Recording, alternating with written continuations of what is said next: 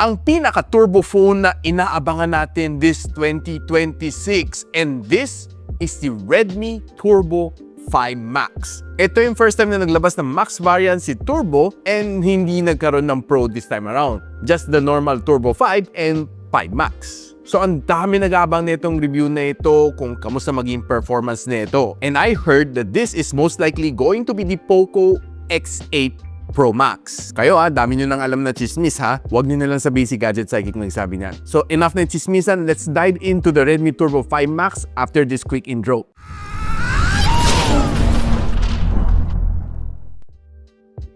So, ang Redmi Turbo 5 Max, kita natin ka ng box. Very nice, very simple. Kamukha lang naman ni Redmi K90 na box. Turbo 5 Max dito nakasilad din sa gilid. So, buksan natin. Ganun talaga pag bago ang sikip. So, there's a small box dito, Redmi. Meron tayo SIM ejector tool. Meron tayong user guide. And we have a jelly case na color grayish black.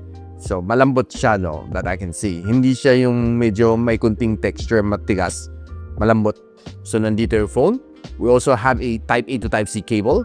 And hindi ka tinipid ni Redmi dahil we have a 100 watts na fast charging brick dito na kasama. So much for everything inside the box. Labas na dati yung phone. So, I have here is the color blue na variant. Meron pa siya ibang color. May white, may black, and meron pa siyang orange. And right now, itong Redmi Turbo 5 Max na may 12 gigs of RAM and 256 GB of storage is currently priced at 20,000 pesos. Guys, naka-promo siya right now. Ito guys, 20,000 pesos. Baka sabihin doon, niloloko ko lang kayo. Now, kung gusto nyo malaman kung saan pwede bilhin itong phone nito, I'll pop the link on the description box below or just simply click yung YouTube shopping link para i-redirect kayo, makabili kayo nitong Redmi Turbo 5 Max ng naka-promo. Huwag na kayo paligoy-ligoy at huwag kayo click ng click dahil ang daming mga scammer dyan na clickbait. Akala mo mas mura ng konti, pero scam nga pala sila. So, doble ingat lang. And for every purchase na ginawa nyo using mga links ko, malaking tulong yan para makabili ako ng mga bagong phones to review just for you. So, thank you in advance.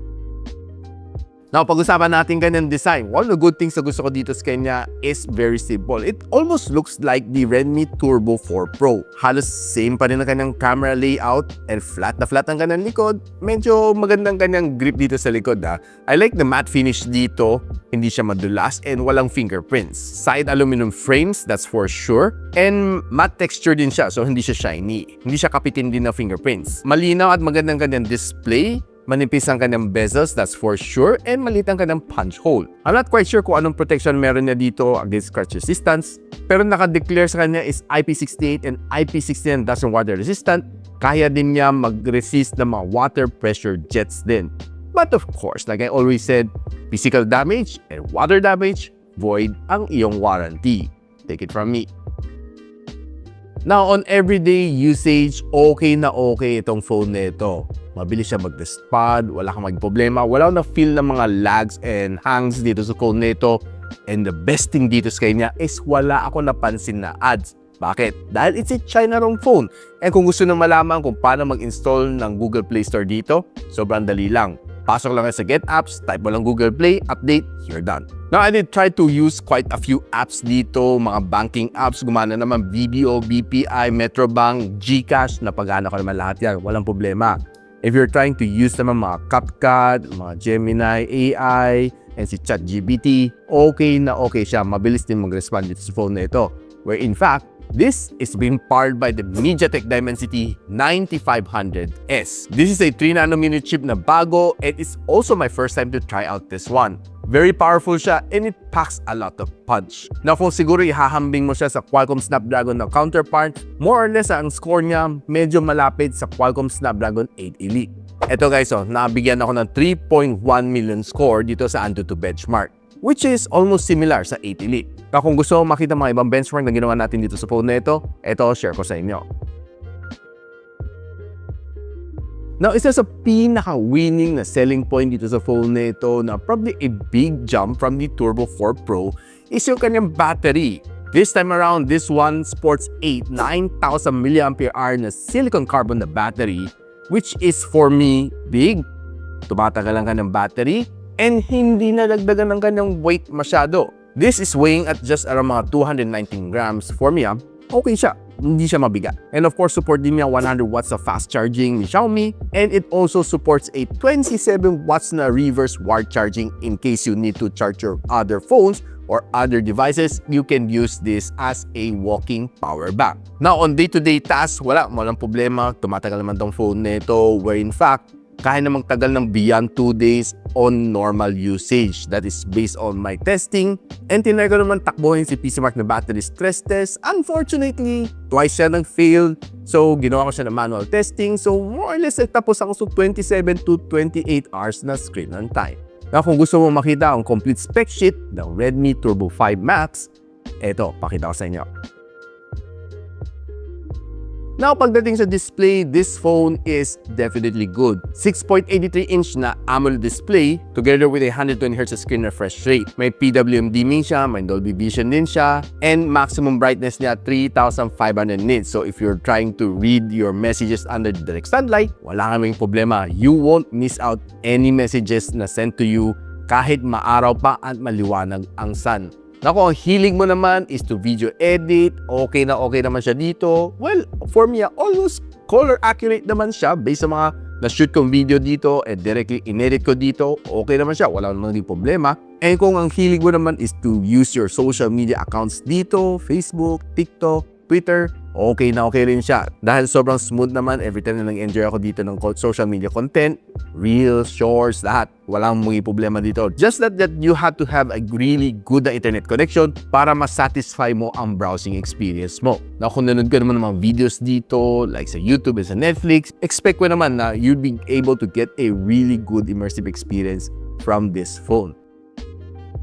Now, since itong phone na ito has a stereo speaker, dual stereo speaker to be exact, 5 butas dito sa ilalim and 5 butas din dito sa taas. So, it's supposed to be symmetrical, di ba? So, i-test lang natin kung how symmetrical is symmetrical. By the way guys, ang kanyang sound can max up to 400% na kanyang normal na sound. Ito guys, sino no, 400%. So, I expect ko malakas to.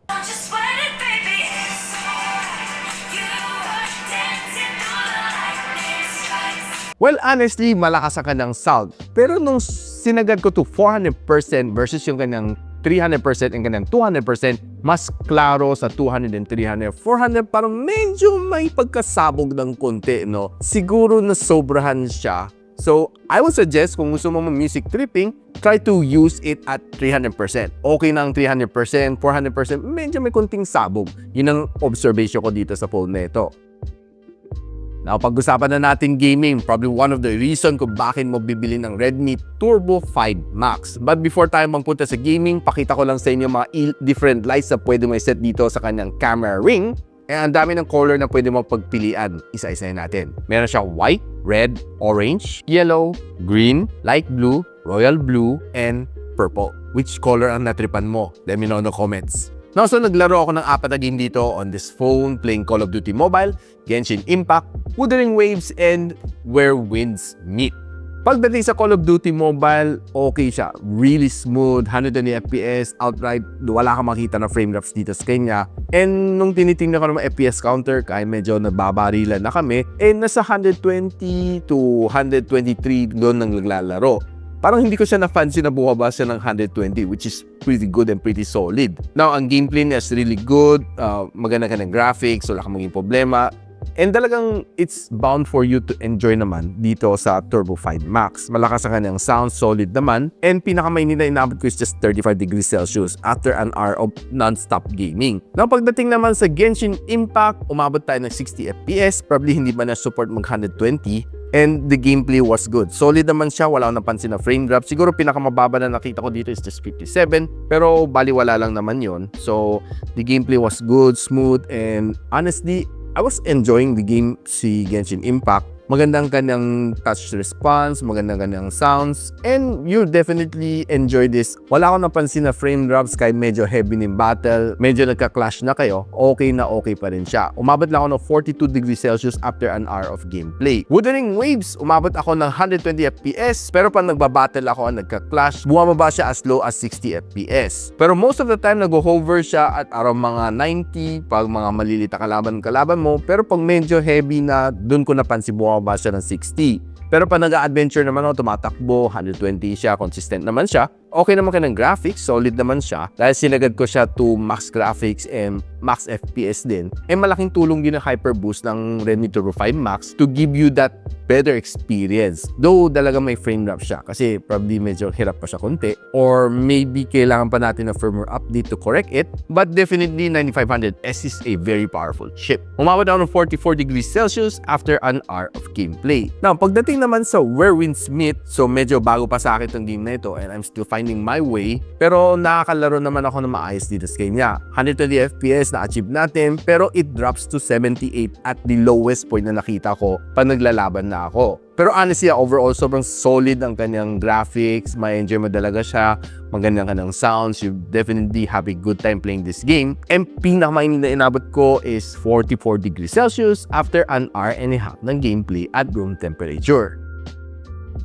Now guys, mag-usapan natin ang camera performance on this phone. Is it good? Is it bad? It has a 50MP na main camera sensor na may OIS. Meron din siya 8MP na ultra-wide lens which can shoot you up to 4K and 60 na video. And ang kanyang harap is a 20MP which can shoot you up to 1080p and 60fps. Now, pag dadalhin natin tong phone na ito on outdoors, you'll be able to get some nice slaps naman sa kanya. Ang mga greens is just okay. Natural ang kanyang green, though it's a little bit saturated kunti, pero hindi OA ang kanyang saturation. Quite good din if you're able to capture mga sky na shot. Except that medyo gloomy talaga this past few days. Kaya yung mga nakukuha ko, mas detailed ang cloud than makita mo blue sky. But definitely you capture some good details kanya. While I was walking sa Blue Bay walk dito sa Manila Bay, honestly, I was able to take some really nice snap videos kanya using this camera. And tinry naman natin kumuha ng shots using its ultra-wide lens. This is how it looks like. And I can basically zoom in all the way to 10 times zoom. Yun ang pinakasagad niya. Pero kanang 10 times zoom is not so bad. Kitang-kita pa rin yung Go Navy niya. Kaya kumuha ka ng mga people shot dito sa kanya. This is a normal shot and this is a 2 times zoom. Okay pa rin ka ng camera. Clear. And this is probably one of my favorite shot na nakuha ko dito using this camera. Sobrang clear itong purple na mga flowers dito sa gitna. And I simply love this shot. Very simple, yet parang undramatic ng kanyang datingan. Now, pagdating naman sa indoor low light, I was able to indulge myself with a lot of food shots dito using this camera. And honestly, it's quite good. Though yung attack nitong camera niya is medyo a little bit darker shade. Parang may pagkakunting vignette na effect niya. Pero overall, these food shots are not bad, no? Siguro pwede mo adjust na lang ka ng exposure, depende na lang sa inyong timpla. Now, if you're trying to use the selfie camera on outdoor, you'll be able to get some nice, pretty, solid shot. And mapapansin mo, no, medyo mas makinis ko yung aking mukha. And yung mga kunting imperfection, tinanggal naman niya, making me look well, a little bit younger. Pero honestly, pinatay ko ang beautification dito. Pero meron pa rin siyang beautification kahit paano. Pero if you're trying the selfie camera on indoor low light, expect to suffer a little bit and medyo mas softer na siya. So here's a quick sample ng video using the front-facing camera. So guys, right now we're using the Redmi Turbo 5 Max kind of front-facing camera, shooting at 1080p and 60fps. And this is the video quality na makuha mo dito on this camera. Nice pag if you have a good lighting. And probably on outdoor it's going to be good. And probably on indoor it's going to be a little softer kung medyo low light ang situation mo. But not bad. And here's a quick sample using the rear camera. So guys, right now we're shooting at 4K 60fps using the Redmi Turbo 5 Max. And honestly, okay naman siya. Quite good naman ang details na makita mo using this kanyang camera. And nevertheless, the resolution is good. And I like the color science din naman netong kanyang camera, Redmi Turbo 5 Max. So guys, overall, ano masasabi ko sa Redmi Turbo 5 Max, aka the POCO X8 Pro Max? Solid na solid to phone na ito. Honestly, hindi naman ako nag-hype sa kanya. And it has a big battery, juicy, 9,000 mAh na may 100 watts of fast charging. Definitely it's good. The MediaTek Dimensity 9500S is definitely a workhorse. sobrang powerful din niya, except that medyo hindi pa siya ganun ka-optimize on a certain few games na AAA. Pero kung nilaro mo naman mga ML, PUBG, walang problema yan. The camera is good, but probably not the best. And overall, I love yung ganang performance. And it's a leap compared sa Redmi Turbo 4 Pro. I'm not quite sure kung maglalabas ng Redmi Turbo 5 Pro, pero as of now, this is what we have, the Turbo 5 Max. Marirecommend ko nga ba to? Yes, of course. Okay na okay itong Redmi Turbo 5 Max. Now, if you're interested to know kung saan nyo pwede mabuild to phone nito, I'll pop the link on the description box below or just simply click the YouTube shopping link para i-direct kayo dun sa nire-recommend kong store na legit and tested ko. So if you find this video helpful and probably natuwa naman kayo, medyo may alam ko yung mga friends looking for a phone na ganito ang kalibre, do share this video to them, and of course, ina-encourage ko kayo to like, subscribe dito sa akin channel so you don't miss out yung mga phone review just like this one, the China ROM na Redmi Turbo 5 Max. So paano yan? Hanggang dito muna ako and I'll see you on the next video. Peace out. And so, ako pala si Richmond and you're watching Gadget Sidekick.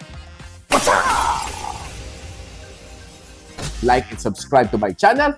Don't forget to hit that notification bell. For one of my latest uploads, click the dito. And for one of my popular uploads, click here.